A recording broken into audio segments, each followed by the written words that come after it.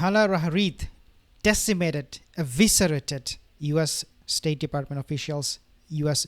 administration, the way that nobody ever would be able to do so. Why? The obvious reason is because she worked for them, she was there, she knows everything about them. They are lies. Take a listen. That has killed, this is by far considered an underestimate by most, at least 42,000 Palestinians, over 17,000 of them children. First of all, Amy, thank you so much for having me. It really is an honor, and I have to tell you on behalf of so many diplomats, huge fan of yours. American diplomats have been watching your show for years, and we thank you for everything that you do.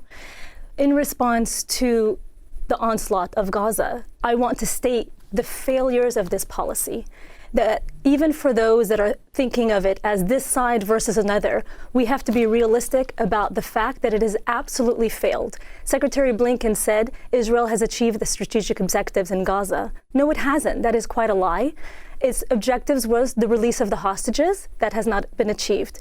Its objective was also the destruction of Hamas. That has not been achieved.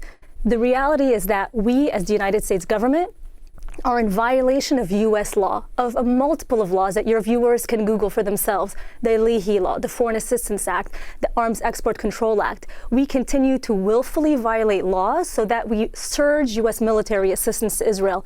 To what end? We are only empowering Benjamin Netanyahu to expand the conflict in Gaza, to expand the conflict within the West Bank, and now we're seeing the devastation in Lebanon. Again, to what end? We saw the Lebanese foreign minister insist that Nasrallah and Hezbollah had actually agreed to the US and France proposal for a ceasefire before he was assassinated.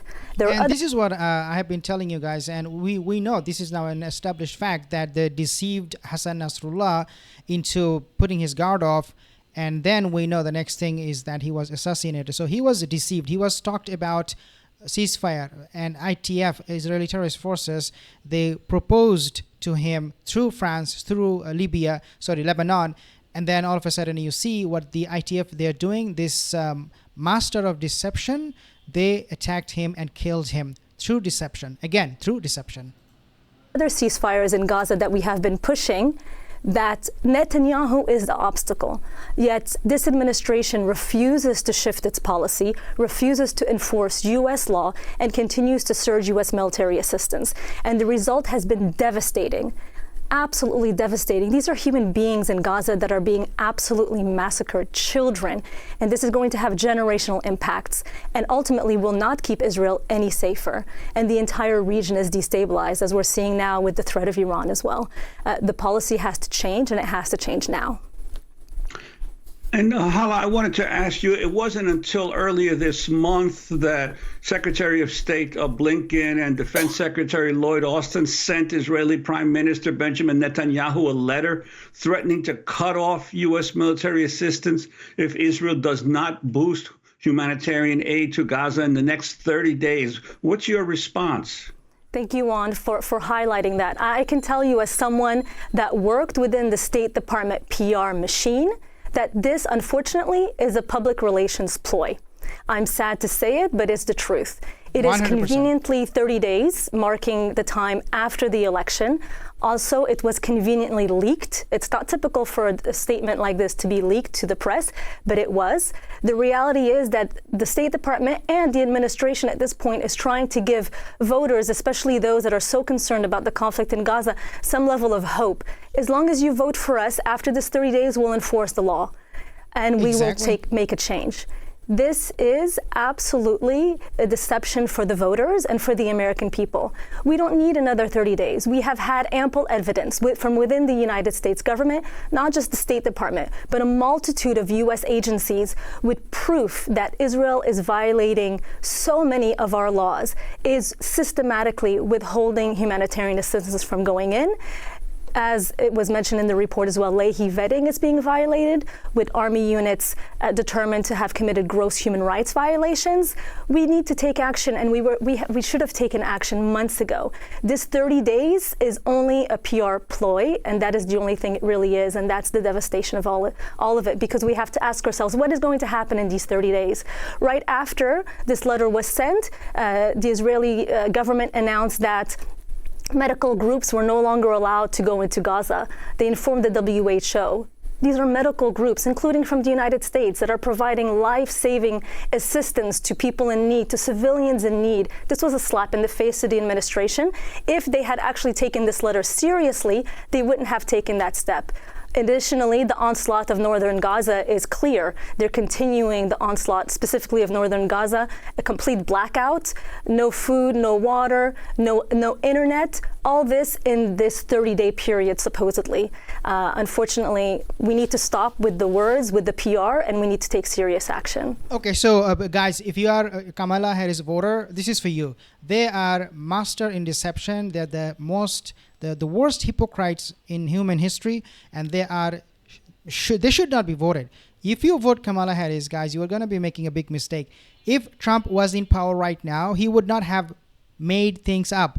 He would not have faked things. He would not have create this theatrics by sending letters to show the public that Trump cares. He doesn't care, and he is clear about this. He's much worse than Kamala Harris when it comes to his own policies against the people of Gaza, but he would not at least pretend that I'm a nice guy, I'm a good guy. Kamala Harris, Joe Biden, Genocide Joe, these are the worst hypocrites in human history. And these are the same people who are sending these letters to Netanyahu to win the voters, because we know the election is right around the corner. So now they are telling the public that, hey, we care for the people of Gaza. Look what we did. We sent a letter. We're threatening Netanyahu. We'll kind of cut off all kind of weapon supply to them. This is hypocrisy, guys. Wake up. These people are the worst. And I wanted to ask you, even as the war, this horrific war continues, the United States policy and that of most European countries is still in favor of a two-state solution long term in the area. But the Israeli Knesset itself overwhelmingly, not just Netanyahu's portion of the government, but overwhelmingly voted earlier this year to reject any possibility of a Palestinian state. I'm wondering your thoughts about the long-term future of the area. You're absolutely right. And the fact that the Knesset voted on that shows the fact that we, as the United States, have been enabling and empowering a right extremist government in Israel. And it's time that we stop doing so. There are so many Israeli peace activists. We heard of B'Tselem, but there is a growing movement from within Israel, including family members that actually lost relatives on October 7th, that are demanding an end to the nonstop violence. These are the groups that we need to support. Same on the Palestinian side, Palestinian activists that are calling for coexistence.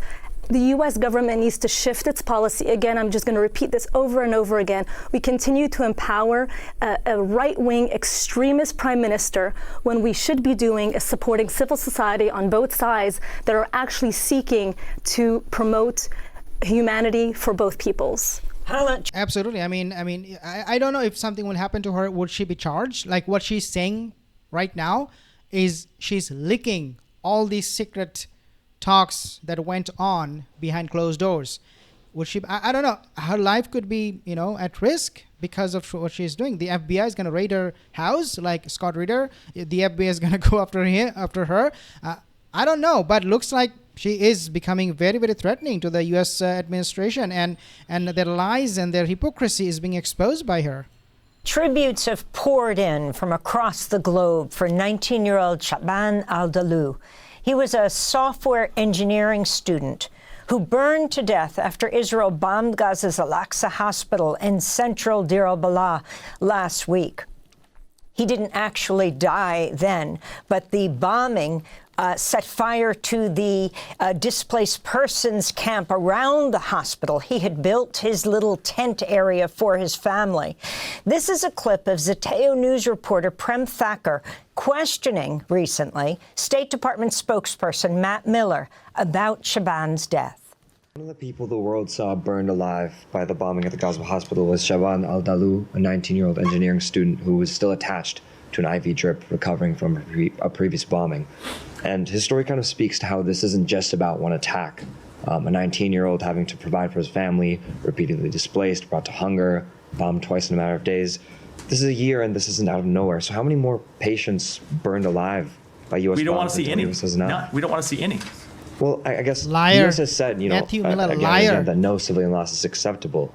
10,000 deaths ago, 20,000 deaths ago, and yet it's continued. So how does this answer mean anything without a policy shift? It is an incredibly difficult environment that Israel operates in. And I'll just make clear the Can you imagine what he just said? This guy, I mean, where is his humanity? Where is his morality? I mean, he's thinking about Israel. They just burned this guy alive. Instead of holding them accountable and blaming, at least show some sympathy towards his family. He's actually doing exactly the opposite. He's supporting this burning. He's basically saying Israel can burn as many as they want. This guy is, I mean, wow. The thing that question leaves out, as often happens, and I understand why, is the burden that Hamas bears. And not just the burden that Hamas bears by hiding behind humans and using humans as civilian shield, but the burden that Hamas bears in not coming back to the table to try to get to a ceasefire. So Israel needs to do more to minimize civilian harm. Hamas needs to stop hiding behind human shields. So that's State Department spokesperson Matt Miller being questioned by Zateo News reporter Prem Thakur. Hala, if you can respond to this report. And, you know, since Shaban has died, his brother has died, his mother has died, his sister has died. And people are saying that the family members who are burnt but not yet dead because they can't get out and because the hospital is in such disrepair, they are dying from their burns. Such immense human suffering, the scale of which we just can't really grapple with. And I have to just thank you, Amy, for humanizing the victims. And we all have to do that as Americans, because ultimately it is our bombs, it is our tax dollars that is creating this catastrophe.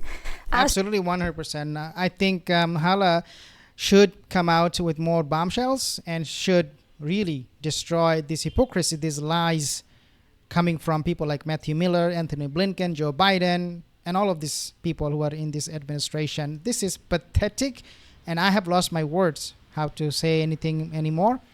I'm sorry, but this is beyond pathetic. This is not, we are not dealing with human being in the U.S. State Department. We are dealing with some genocide maniacs, and they're going to help the genocide head of the snake, Netanyahu, no matter what.